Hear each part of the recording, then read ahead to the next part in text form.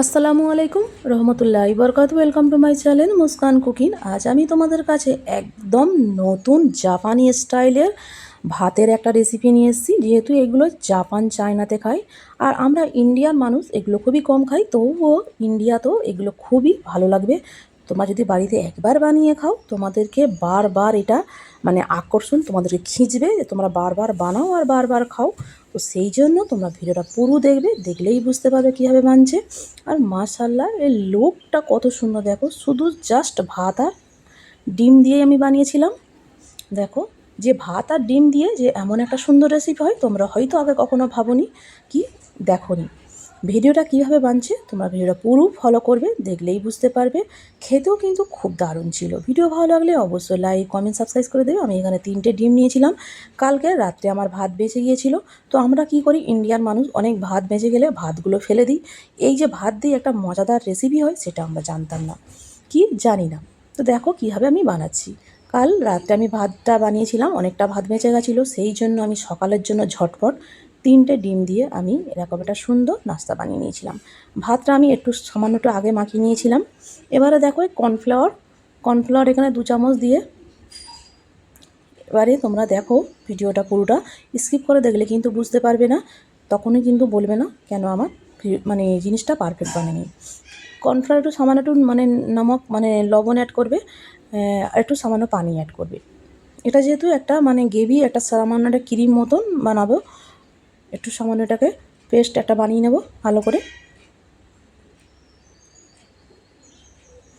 আর video যে যেখান থেকে দেখছো তাদেরকে অনেক অনেক ধন্যবাদ।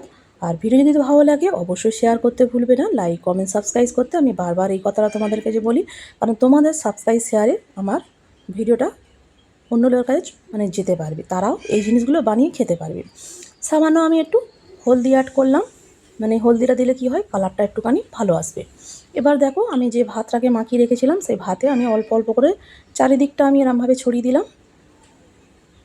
দেখো এরমভাবে ছড়িয়ে দিয়ে ভাতটাকে ভালো করে আমি মাখিয়ে নেব একটুখানি। যেন এই যে কর্নফ্লাওয়ারটা যেটা আমি একটা পেস্ট বানিয়েছিলাম, পেস্টটা যেন পুরো ভাতটার উপরেই যেন একদম মাখানো হয়ে যায়। তবে কিন্তু ভাতটা একটু আটালো আটালো হলে তবেই এটা কিন্তু বানবে। তো ওই জন্য আমি বলি ভিডিও স্কিপ করে দেখবে না, স্কিপ করে দেখলে কিন্তু বুঝতে পারবে না। দেখো ভাতটা আমার কত সুন্দরভাবে মাখানো হয়ে গেছে। এবারে এখানে দেখো আমি 3টে ডিম ফাটিয়ে নিয়েছি।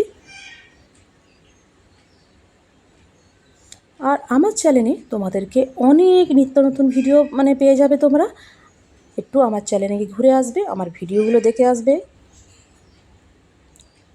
দেখো এখানে আমি 3টে ডিম এখানে ফাটিয়ে নিলাম। এবার একটু সামান্য এর মধ্যে আমি একটু লবণ অ্যাড করে দিলাম, দিয়ে একটু ভালো করে ডিমটা আমি ফেটে নেব। তোমরা ভিডিও দেখতে থাকো আর জিনিসটা তোমরা ভালোভাবে ফলো করবে। এবারে দেখো আমি একটা প্যান বসিয়ে দিয়েছিলাম, তাতে হালকা সামান্য একটু রিফাইন তেল অ্যাড করেছিলাম, যেটা সাদা তেল বলা হয়, সেই তেলটা আমি অ্যাড করেছিলাম। এবারে দেখো তেলটা একটু সামান্য হালকা গরম হয়ে গেছে। এবারে আমি কি করব, এর মধ্যে আমি একটা মাত্র বড় সাইজের পেঁয়াজ কুচিছিলাম আর একটা মাত্র আমি লঙ্কা কুচিছিলাম। পেঁয়াজ কুচি লঙ্কা কুচি দুটোই আমি একসাথে দিয়ে দেবো। এর মধ্যে তোমরা সামান্য লবণ যদি অ্যাড করতে চাও অ্যাড করে দেবে। দেখো পেঁয়াজটা হালকা হালকা, পেঁয়াজটা কিন্তু বেশি ফ্রাই করলে ভালো লাগবে না, তিতো হয়ে যাবে। ওই জন্য সামান্য একটু লুকটা একটু চেঞ্জ হয়ে যাওয়ার মতন। দেখো তোমরা দেখেই বুঝতে পারছো পেঁয়াজটা আমি কতটা ফ্রাই করেছি, সামান্য একটুখানি পেঁয়াজটার কালার চেঞ্জ হয়ে গেছে। এবারে দেখো এর মধ্যে আমি যে 3টে ডিম ফাটিয়ে রেখেছিলাম সেই 3টে ডিম আমি এর মধ্যে অ্যাড করে দেব। দেখো 3টে ডিম অ্যাড করে দিচ্ছে। এবারে এটাকে অনবরত নেড়ে একে একটা ঝুরো ঝুরো বানাতে হবে, যেটা আমরা ডিমের ঝুরো ঝুরো যেটা খাই সেই ডিমের ঝুরো ঝুরোটা বানাবো আমি। এটা কিন্তু বানতে তোমরা সবাই জানো বেশিক্ষণ টাইম লাগে না, 2 থেকে 3-4 মিনিট টাইম লাগে ঝুরোটা বানতে। আর গ্যাসের ফ্লেমটা একদম হাইতে রেখে দেবে, তাড়াতাড়ি বানার জন্য বলছি। আবার এদিকেও কিন্তু লক্ষ্য রাখতে হবে নিচে না পুড়ে যায়। দেখো এইটা আমার ঝুরো ঝুরো বেনে গেছে, কিন্তু এই ঝুরো ঝুরোটা বানাতে গেলে কিন্তু বেশি পোড়ালে হবে না, কারণ যেহেতু ডিমে একটা স্মেল থাকে। আর আরও ডিমটা পুড়ে গেলে কি হয়, মানে মানে মানে খুব একটা বাজে একটা গন্ধ বাড়োয়। সেই জন্য মানে বলছি ডিমটা যেন পুড়ে যায়। দেখো এই পর্যায়ে আমার ডিমটা আমার হয়ে গেছে, ঝুরো ঝুরোটা আমার বানানো হয়ে গেছে। আমি গ্যাসের ফ্লেমটা এবার অফ করে দেবো। আমি কিন্তু গ্যাসের ফ্লেম অফ করে দিয়েছি, তবুও কিন্তু একটু হালকা মানে প্যানটা গরম আছে, সেই জন্য আমি হালকা একটু নেড়ে চেড়ে নিচ্ছি। দেখো তবুও একটুখানি নিচে কিন্তু লেগে মতন গিয়েছে, তবে যাই হোক এবারে এটা আমি ঢেলে নেব।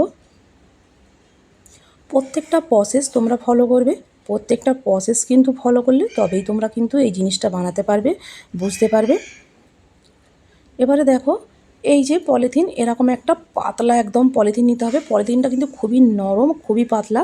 এগুলো যে কোনো অনলাইন মিশোতে তোমরা পেয়ে যাবে। দেখো এবারে এর মধ্যে সামান্য একটু তেল আমি অ্যাড করে দিয়েছি প্লাস্টিকে। এবারে যে ভাতটা আমি মাখিয়ে রেখেছিলাম, সে ভাতটা আমি এবারে এই বাটির মধ্যে আমি দিয়ে দেব।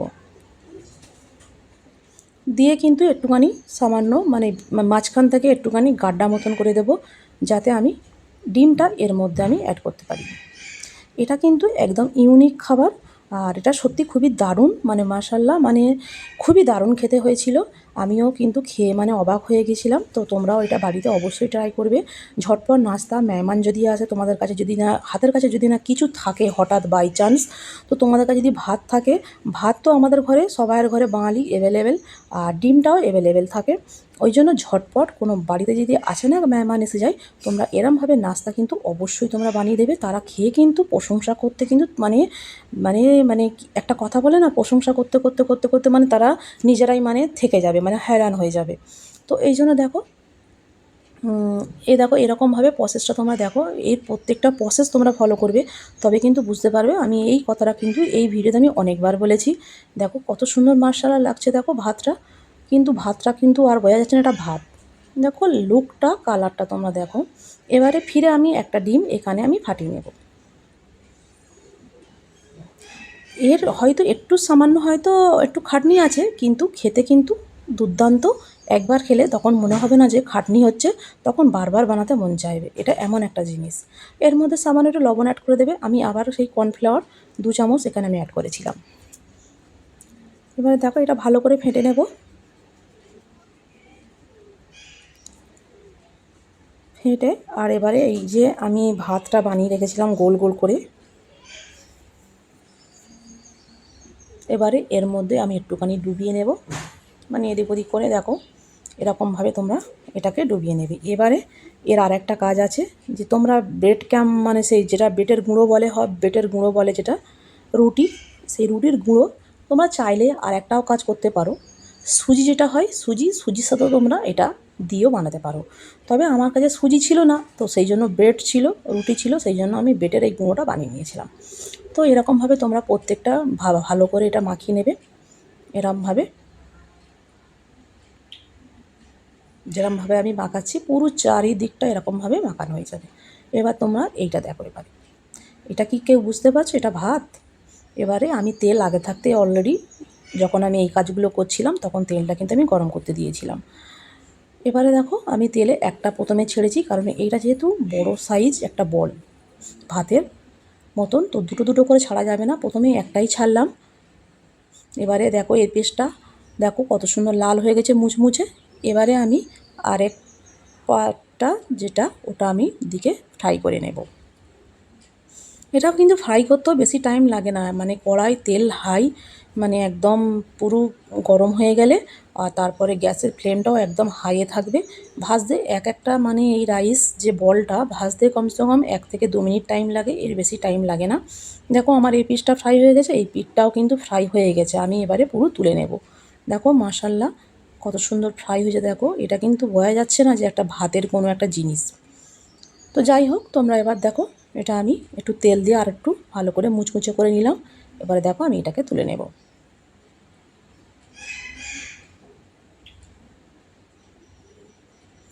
এবারে দেখো তুলে নিলাম, একটা কিন্তু আমার মানে তুলে নিয়েছি। এবারে আমি দুটো একসাথে এবারে ফ্রাই করব, কারণ দুটো এর মধ্যে হয়ে যাবে। দেখো দুটো আমি এর মধ্যে ফ্রাই করতে দিয়ে দিলাম। ফ্রাই সব আমার হয়ে গেছে। এবার আমি দেখো তোমাদেরকে সাজিয়ে একটু দেখাই। 3টে রাইস বল মানে ভাতের বল।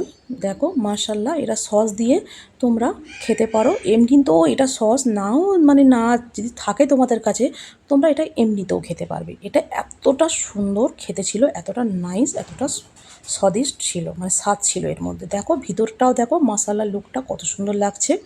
তোমরা বাড়িতে অবশ্যই বানাবে, বানিয়ে খাবে। আর যারা ছোটো ছোটো বাচ্চারা স্কুলে যায় টিফিনে অবশ্যই বানিয়ে দেবে। ভালো থাকো, আল্লাহ হাফেজ।